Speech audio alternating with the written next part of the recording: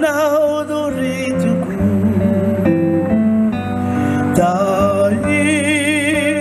now risana tinu sinra zanaiti ya